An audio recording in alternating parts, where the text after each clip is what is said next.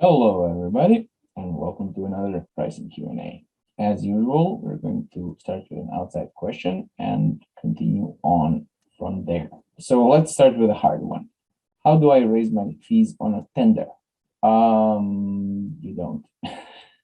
Look, value is subjective, and tenders are made to root out any hint of subjectiveness, right? They're made to be as objective as possible and only deal with the directly measurable features. And that's fine for many things, for many products, for many services which are interchangeable, but for non-interchangeable services, I think most tenders are complete travesty, and they're not going to have good results. They are the main or the bigger fish, let's say, on the market. And as a small fish, you can either go to an extreme niche and hope no one follows you because it's not profitable to them, or you can compete on price. So if you're called to participate in a tender, my best advice is you say no thanks. But please take a good look when you do get the results of the tender. Is that really what you wanted? And if it's not, cause. If you decide to participate, I think it's a good idea for a small expert, to a solo expert, right? To only compete where your objective qualifications, so certificates or years of experience or stuff like that, are likely to beat everybody else, so that you're so specialized in that area that nobody else is likely to touch you.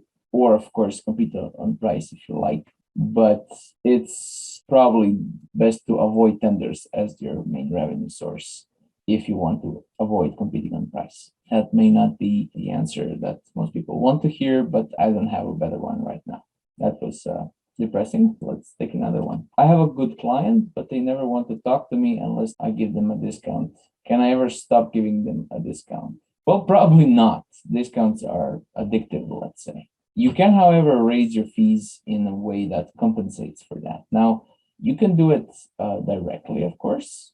So you say, oh, yeah, sure, you're keeping your discount. It's just that I'm raising my fees for 40%, and now you still keep your discount, but I'm actually getting the money that I needed to get in the first place. But that's probably too on the nose, too visible to your client. You can also do it indirectly by let's say, chopping up the offer in several pieces and pricing them differently. So you say, yeah, sure. You keep discount, but I'm not pricing it all at once anymore. On the main part, you have the discount, but now these things that were included in the price are now add-ons. There's more add-ons than before, and you can pick and choose. So if you just would like to keep exactly the services that I was providing before, well, this is the main price, and here you keep your discount. But on the add-ons, I can't right now give discounts to anybody. And it turns out that it's a little more money than it was before. So in theory, they're keeping their discount. In actuality, they're actually paying you the real price. It's kind of what McDonald's does, right? They take a serving that is the full combo meal, and you can buy just a hamburger if you like, but that hamburger actually is overpriced. It contains the price of the hamburger, but also like 70% of the fries and then drink. And then they ask you, would you like to pay just a little more for the whole combo thing? And tend to say, well, I would be a fool not to, right? Or sometimes people say, aha, I'm not going to fall for that supersizing thing. I'm just going to take the sandwich. That's fine.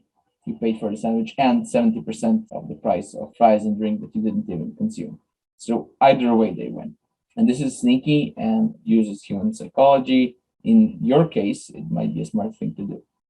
You can't be too obvious with it, but I have seen people get away with it many times. So I can even recommend that because it's not fair to keep you giving discounts forever. And if you don't think you can have the strength to fight that, you can have the guile, the sneakiness to get to them. I think that's a fairly good solution if none other is available. How do I know if I can call myself an expert? This program is made for experts. That's a good question. What's an expert, right? Formally, it's a person who is very knowledgeable about or very skillful in a particular area, which is great, but tells you nothing really, because how do I know that I'm very knowledgeable or very skillful? Where's the line between skillful and very skillful? right? The truth is, except in some specialized areas like medicine, where you have to study that, specialize that, or this for many years, and you get that on paper, that you're now a specialist. In most cases, you don't know. There's no green light that goes on that says, expert. There are levels that I see, and then some other people say. So when you begin, let's say, to do strategic marketing like I did. First, you're a generalist. You do all things strategic marketing or whatever you do. Then, through time, usually you become a specialist. You can't do anything within strategic marketing, but what you're very good at is pricing. And like 70% of what you do ends up being pricing. And then you become an expert, which is, in my book, somebody who has extensive experience, not just is well versed in theory and tricks, but also has experiences from many industries and can mix and match and apply some of the things which are normal in one industry into another industry. And this is, I think, where you can call yourself an expert. And then the next level, I think, is authority, which is somebody who is not only an expert. You can be an expert in your basement, but somebody who is called upon for their expertise. I think that's the highest level. To reiterate, I think an expert is not just someone who can tell you what's happening, but also why it's happening, and how do you make that change slower if it's a bad thing, or faster if it's a good thing. It's very rarely within our power as experts to stop something from happening. Sometimes we can, but slow it down, we usually can, or make it faster if it's a good thing. So I think if there's some significant change that your clients are looking forward to or fearing that it might happen, and you can slow it down or make it faster, make it grow or shrink, I think that's a sufficient reason to call yourself an expert. And, depending on your area of expertise, your mileage may vary, but in general, I think that's the best answer I know how to formulate. This question is about consulting, but I think it applies to any kind of big agencies or offices. So not just in consulting, but also in law, design, dentistry, software development, and so on. So the question is, I often have to compete against much bigger consulting houses with a much deeper bench, meaning they have more people on the payroll. What's my competitive advantage here? Okay. Now, bigger consulting houses with a deep bench are great if all the clients need is to say they hired the best name in the industry, right? The most expensive people. If all your client needs is actually to show that they're doing something about it to somebody, they're probably toast.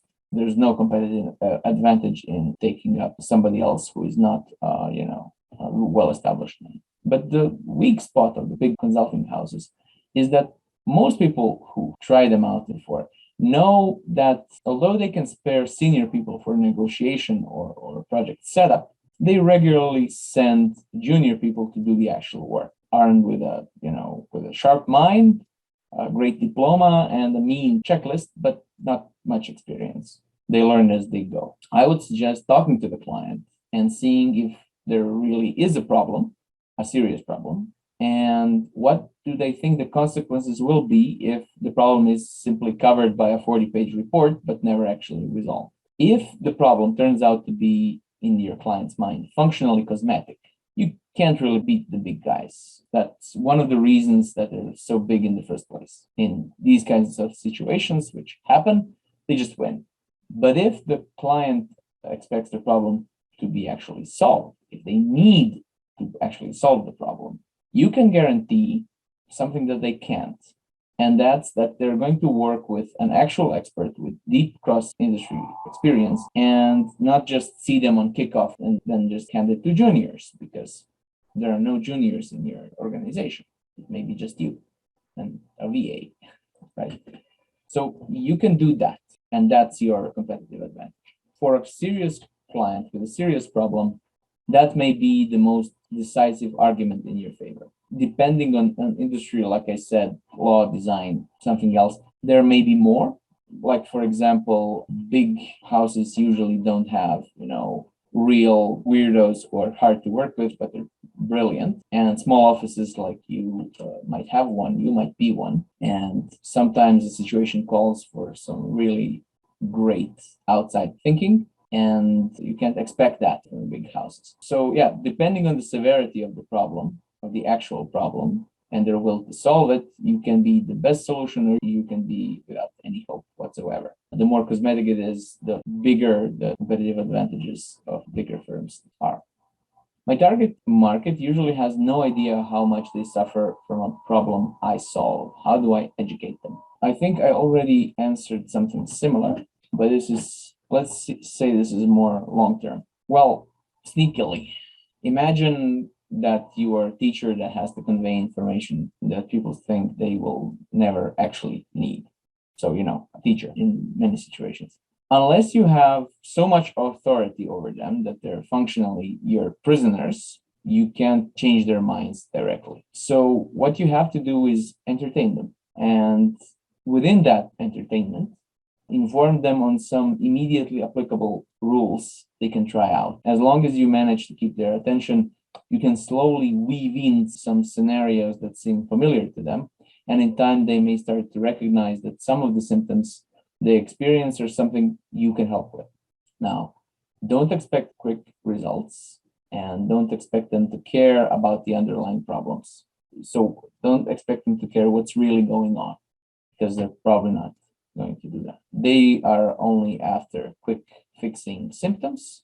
And if you can make money from that, make money from that at first. Once people see from working with you, so not before they're working with you, but from working with you, they see how deep that problem goes, maybe they'll turn around and say, okay, can you tell me more about what's going on? But achieving that before they work with you is tough, to say the least. Moving an unknowing audience, not caring at all, to being paying customers is hard enough. And once you manage that, you can work from that. But don't expect that confronting them with the real underlying problem will produce anything but crickets, because we don't know what we don't know, and we can't recognize problems which we are not equipped to recognize, and there's nothing to be angry about here. It's frustrating for sure, but we do that as well in other areas, right? I don't know.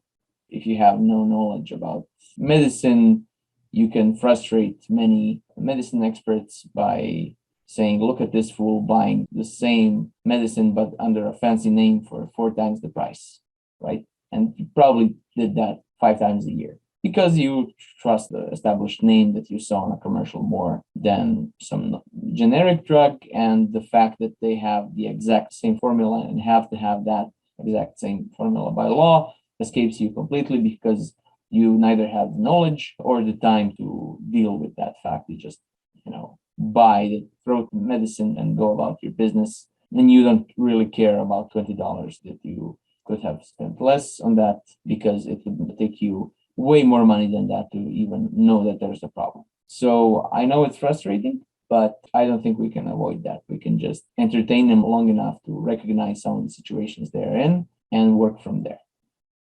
Thank you, everybody, for these questions. I'm afraid that this time many of the answers have been no, but that's what happens sometimes. It was interesting and challenging, and I'm looking forward to seeing you in a week. Bye. Everything changes.